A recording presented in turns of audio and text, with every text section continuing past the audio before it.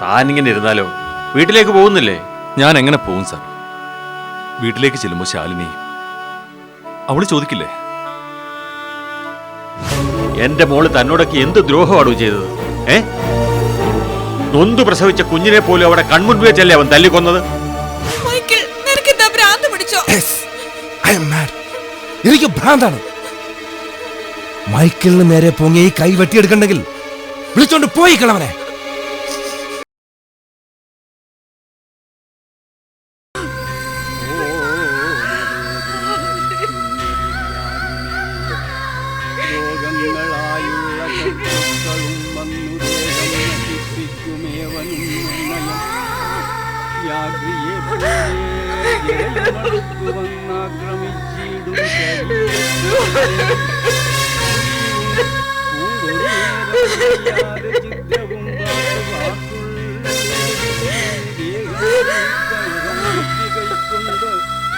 മോഹം കലർന്നു ജന്തുക്കൾ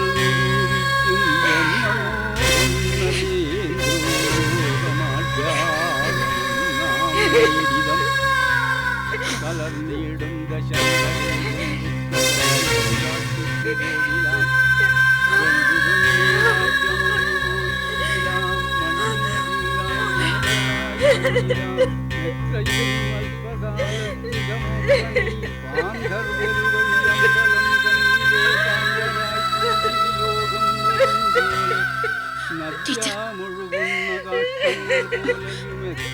ചഞ്ചലമായ സംഗമം ലക്ഷ്മി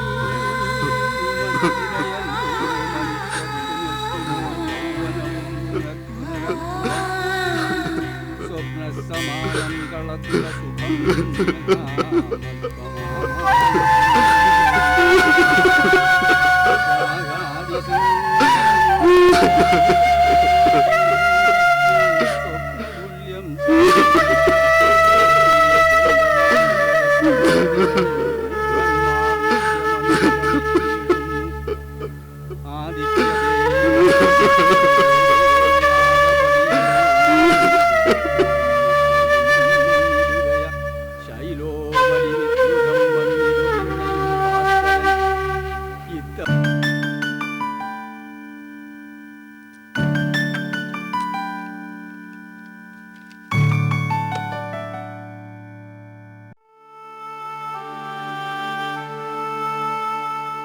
ശ്യാം,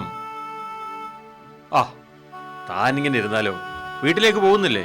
ഞാൻ എങ്ങനെ പോകും സാർ? വീട്ടിലേക്ക് ചെല്ലുമ്പോൾ ശാലിനി അവള് ചോദിക്കില്ലേ? അപ്പോഴത്തെ അവളുടെ അവസ്ഥ കണ്ടപ്പോൾ വെറുതെ സമാധാനിപ്പിക്കാൻ വേണ്ടിയാ ഞാൻ അവളോട് അങ്ങനെ പറഞ്ഞത്. കോടതിയിൽ നിന്ന് ഗിരിയെ ജാമ്യത്തിൽ ഇറക്കാവുന്ന. ഗിരിയും കൊണ്ട് ഞാൻ ചെല്ലുന്നതും കാത്ത് അവളിപ്പോ ഇരിക്കുന്നുണ്ടാവും. താൻ എന്ത് മണ്ടത്തരമായി പറയുന്നേ? ജാമ്യം കിട്ടാൻ ഒരു വകുപ്പും ഇല്ലെന്ന് അറിയില്ലായിരുന്നു തനിക്ക്? അറിയാഞ്ഞിട്ടല്ല സർ, ഞാൻ അങ്ങനെ പറഞ്ഞുപോയി. എങ്ങനെ ആയാലും 14 ദിവസം റിമാൻഡിൽ കിടക്കും തനിക്കറിയില്ലേ? അത് കഴിയട്ടുള്ളൂ. അവള് ചോദിക്കുമ്പോ ഞാൻ എന്തു പറയും സർ?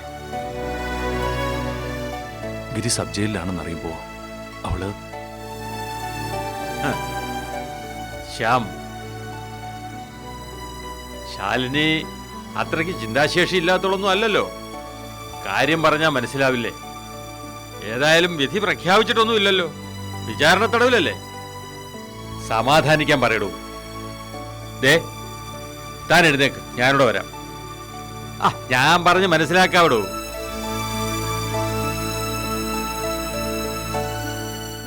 രാമകൃഷ്ണ വരുന്നേ. ഞങ്ങൾ ഇറങ്ങുക. ദേ, ഇതല്ലാവേ എടുത്ത വണ്ടിയിലോട്ട് വെച്ച്. ഒരാള് കാണാൻ വന്നിട്ടുണ്ട്. ഓ, വല്ല കക്ഷികൾ വന്നെങ്കിൽ രാവിലെ വരാൻ പറയടൂ. കക്ഷികളൊന്നും അല്ല സർ, പിന്നെ ഒരു വർഗീസ് കാട്ടൂക്കാരൻ.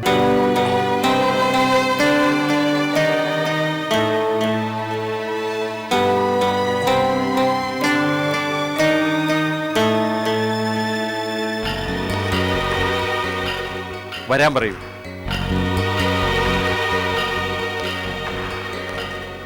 എങ്കിൽ പിന്നെ ഞാൻ ഇറങ്ങട്ടെ സാർ. ശരി ശ്യാം, ഓക്കെ.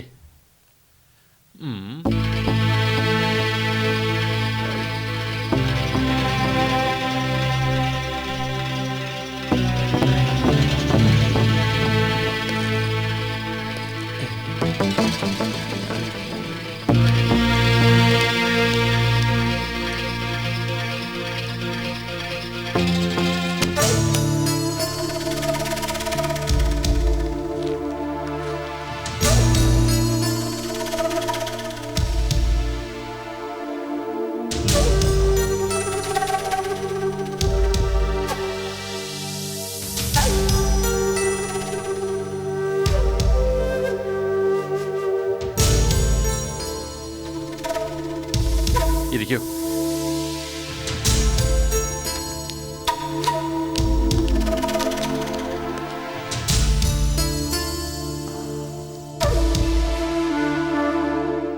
മറന്നിട്ടുണ്ടാവില്ലല്ലോ അല്ലേ? അങ്ങനെ എളുപ്പമൊന്നും മറക്കാൻ കഴിയില്ലല്ലോ. ശരിയാ, തെറ്റ് ഞാനും ചെയ്തിട്ടുണ്ട്. ഒരച്ഛന്റെ സ്ഥാനത്ത് നിന്നുകൊണ്ട് സ്വയം ന്യായീകരിക്കുമ്പോൾ തെറ്റല്ല എന്ന് തോന്നിയേക്കാവുന്ന തെറ്റ്, മകന്റെ ഭാവിയെക്കുറിച്ച് ഓർത്ത് ആശങ്കപ്പെടുന്ന ഏതൊരച്ഛനും ചെയ്തു പോയേക്കാവുന്ന ഒന്ന്.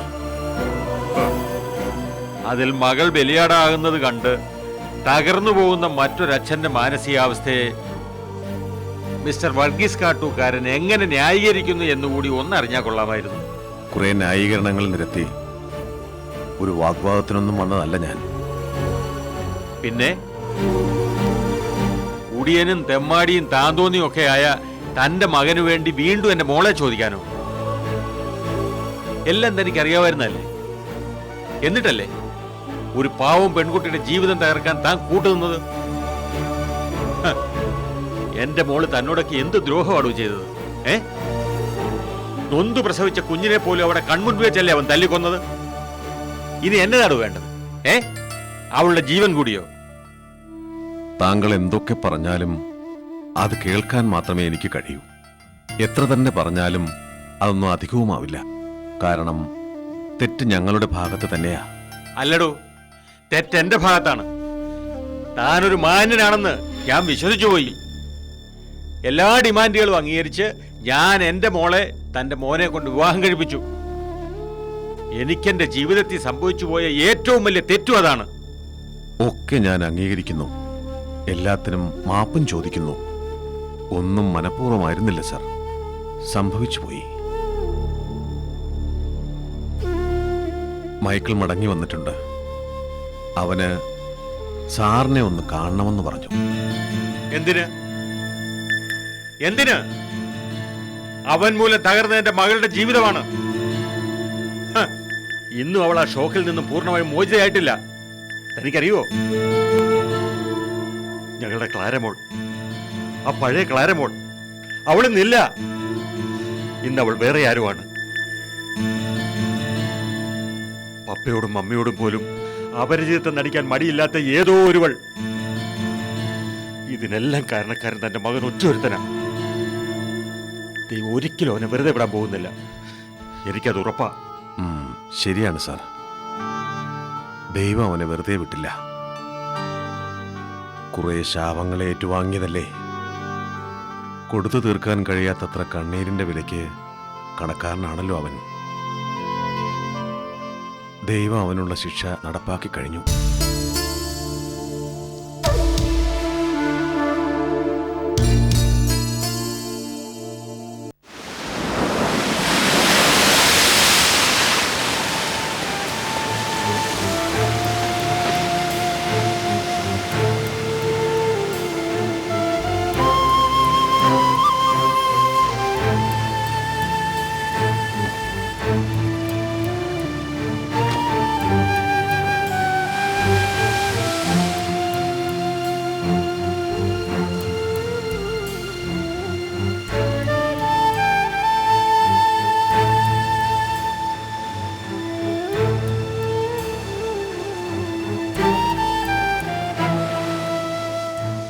ജർമ്മനിയിൽ വച്ചായിരുന്നു ഒരു ആക്സിഡന്റ്.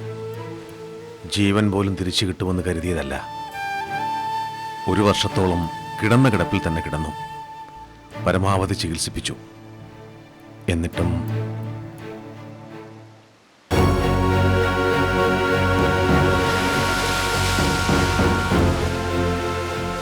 ഈ അവസ്ഥയിലെങ്കിലും തിരിച്ചു കിട്ടിയല്ലോ, അത് തന്നെ ഭാഗ്യം.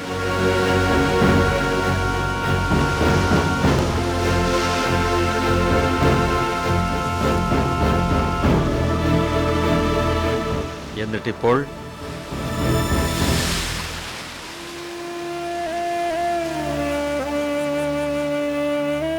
പരസഹായം കൂടാതെ ഒന്നിനും കഴിയില്ല. ഏറിയാൽ 2 സ്റ്റെപ്പ് നടക്കാം, അതും വാക്കിംഗ് സ്റ്റിക്കിന്റെ സഹായത്തോടെ മാത്രം.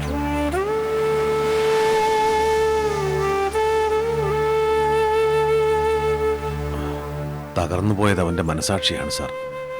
അതിലാണ് ഏറെ സങ്കടം.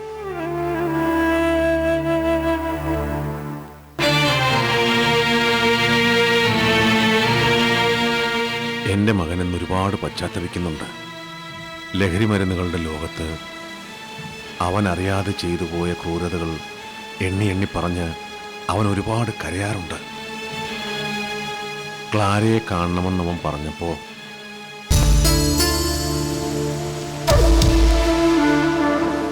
അവൻ എന്നോട് കരഞ്ഞു യാചിച്ചപ്പോ എനിക്കത് കണ്ടില്ലെന്നടിക്കാനാവില്ലായിരുന്നു സാർ. അതുകൊണ്ടാണ് ഞാൻ അവനെയും കൂട്ടി ഇറങ്ങിയത്.